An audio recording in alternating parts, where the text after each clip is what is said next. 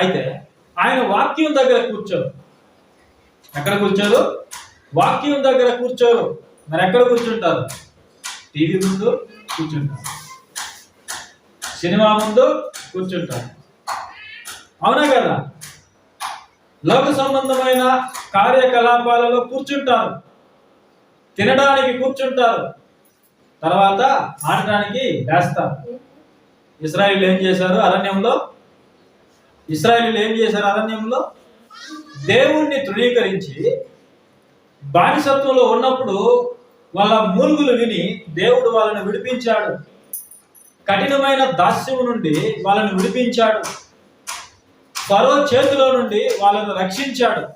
వాళ్ళ మూలుగులు విని, వాళ్ళ బాధలు చూసి, ఫరో పెడుతున్నటువంటి కఠినమైన శ్రమను చూసి తట్టుకోలేక వాళ్ళు ప్రార్థన చేస్తే, వాళ్ళ ప్రార్థన విని దేవుడు వాళ్ళను ఏం చేశాడు?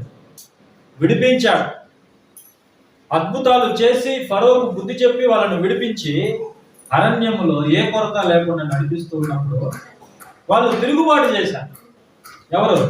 ఇశ్రాయేలీయులు తిరుగుబాటు చేసి దేవునికి ప్రతిగా ఒక దూడను చేసుకొని ఆ దూడ ఎదుట డ్యాన్సులు వేస్తూ, తింటూ, త్రాగుతూ, మొదటి కొరింథీ 10వ అధ్యాయం మనం చదువుకుంటే మనకు అర్థమవుతుంది.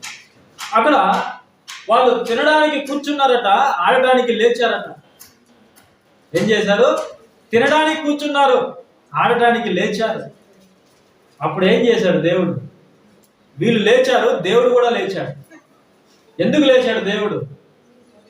తిరుగుబాటు చేసిన వాళ్ళందరినీ వేసేయడానికి, కృతజ్ఞత లేని వాళ్ళందరినీ నాశనం చేయడానికి, తిరుగుబాటుదారులందరినీ నశింపజేయడానికి దేవుడు కూడా లేచాడు.